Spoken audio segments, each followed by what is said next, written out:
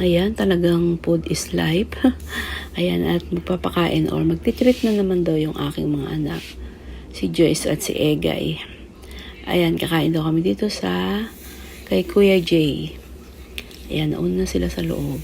At syempre, ako ay laging nasa huli dahil nga ako ay nagbibideo pa. So, ayan, nakahanda ng mga plato. At tayo ay libre na naman sa ating lunch ngayong araw na to. At dahil nalalapit nga ang Pasko, andyan marami ang gustong kumain sa labas. Minsan, bago magpasko ay yung iba ay kumakain na ng salo-salo dahil nga minsan kapag talagang yung tinapat mo sa araw ng Christmas ay sobrang daming tao.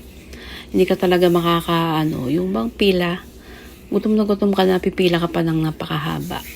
Kaya yung iba, mas inaagahan na nila yung labas nila para nga kumain kasama ang pamilya. So, kayo ba, ganun din ang ginagawa nyo? Minsan kami ganun, yung di namin tinatapatan yung talagang araw ng yung okasyon na Pasko. Dahil talagang sobrang tao, dahil kahit sa labas, sa kalsada, ay talagang sobrang daming sasakyan, sobrang traffic. So, magandang araw, magandang buhay muli sa ating lahat. Ayan, naka-order na sila ng iced tea at may tubig na rin. So, mamaya after na makakain ay maglilibot-libot muna din tayo dun sa labas dahil ang dami ng mga Christmas decoration, mga Christmas lights na ayun nga iba-ibang kulay ang ating makikita na nasa Christmas tree na napakalalaki o naglalakihang mga Christmas tree na makikita natin sa mall. Ayan, naka-order na ng food. Ayan, na-serve na rin. At tayo ay mag-start na tayong kumain. Ayan, napakasarap ng pagkain talaga, namang food is life. Ayan, ito na yung aming lunch for today. Meron tayong pork sisig at saka squid sisig ba yun in-order nila. Tapos meron ding beef kare-kare. At meron ding crispy na yung pinakbet.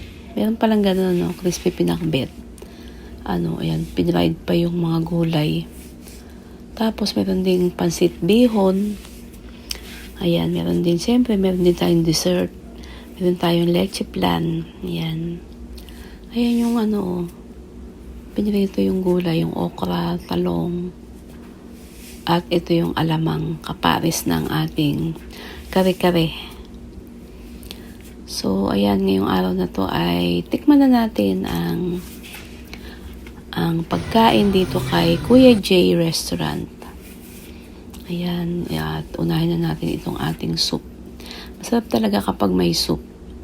Itong soup nila ay sinigang na bangus belly. Ay, hindi bangus belly, yung boneless bangus. Tapos itong sisig natin, halu-haluin na para yung itlog. Talaga namang, bakit nga ba napakahilig natin kumain, Kasi tayo naman ay naging tradisyon o naging kaugalian na yung kapag may special occasion. Siyempre, talagang may kasama ng paghahanda o pagkain. Kagaya kung may birthday, di ba? Talaga naman tayo naghahanda at nagsasalo-salo. Kaya kapag may birthday or kung ano man okasyon, lagi tayo may pagkain. Kaya nga, yung mga yun nga, mabilis nang lumaki ang mga katawan. Isa na ako dun. So, kagaya ngayon ay kaka-birthday lang kasi ni Egay. Kaya, ayun, nag-treat siya. Kaya, ayan, kain daw kami sa labas. Kaya, belated happy birthday sa'yo, Egay. Ayan, nag-asusan ka na naman tuloy.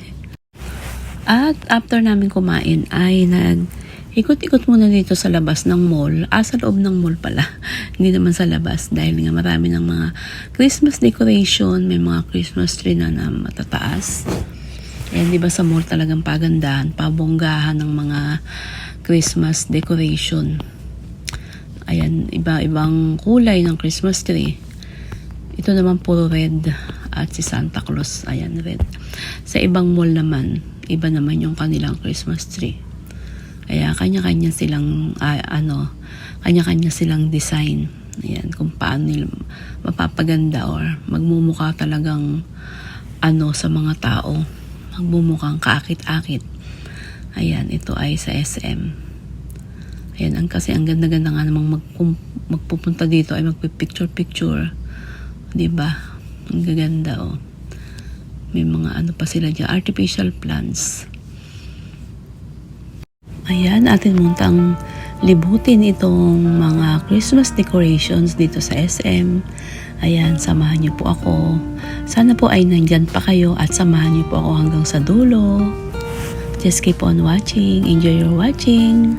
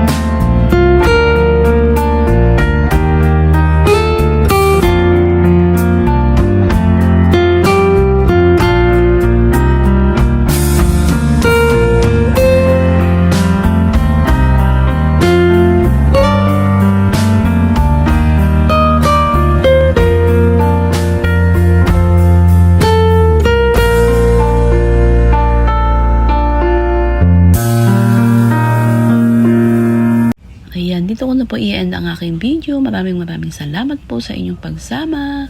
See you on my next video. Bye! Ingat po tayo lahat. God bless us all and keep safe, everyone.